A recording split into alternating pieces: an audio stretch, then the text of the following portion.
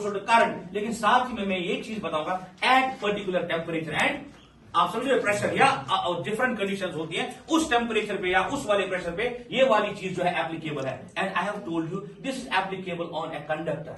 हाँ समझे इस बात को? क्या इंसुलेटर में ये चलेगा? नहीं। या किसी और सेमीकंडक्टर में चलेगा? अरे ये तो एक मटेरियल के लिए, पर्टिकुलर मटेरियल के लिए अवेलेबल है। ये वाला लॉ एक मटेरियल के लिए एप्लीकेबल है, not for the all materials which exist in the world. That is why it is non universal.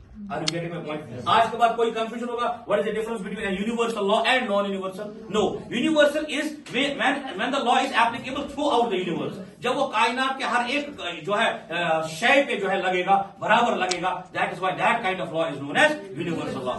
However, कोई पर्टिकुलर लॉ जो है वो एक पर्टिकुलर चीज के लिए ही लगता है। अब यहाँ पर जो स्टेटमेंट हमने बोलना है वो ये कि ये जो आपका न्यूटन साहब है, इन्होंने क्या बोला है, किसके बारे में बेटा? यूनिवर्सल लॉ ऑफ ग्रेविटेशन के बारे में। He said that if there are two objects, let's suppose there is an object 1 having mass m1, there is an object 2 having mass m2, and they are separated by a distance, let's suppose r, and he is telling us that the force of attraction which is existing among these objects, that is directly proportional to what?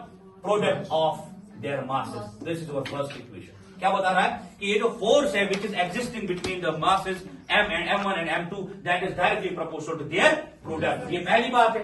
और दूसरी बात जो है वो बता रहा है यही फोर्स जो है that is inversely proportional to what? Square of the distance which is existing mm them। ये चीज जो है this is telling us what? ये जो हमारा यूनिवर्सल लॉ ऑफ ग्रेविटेशन है ये हमें इस बात के बारे में बोल रहा है कि दो ऑब्जेक्ट्स जो है वो आपस में क्या करते हैं? एक दूसरे के ऊपर फोर्स डालते हैं, attractive force. I have told you the gravitation force is always attractive in nature, it is a non contact force. Yes, why? Because आप देखिएगा ये हमेशा जो है m1 जो है इस m2 को हमेशा अपनी तरफ खींचना चाहेगा और m2 m1 को हमेशा अपनी तरफ खींचना चाहेगा। तो this is a force of attraction which is existing among these objects and ये डिपेंड करता है किस पे?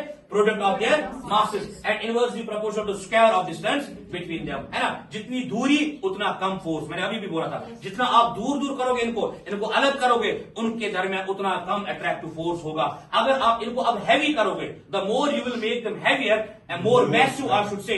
अगर ये मोर मैसिव हो जाते हैं मतलब m1 एंड m2 का जो मल्टीप्लीकेशन है या प्रोडक्ट है वो ज्यादा आ जाएगा, इट मीन्स दैट जो इनके दरमियान एग्जिस्ट करने वाला जो फोर्स है वो भी क्या हो जाएगा?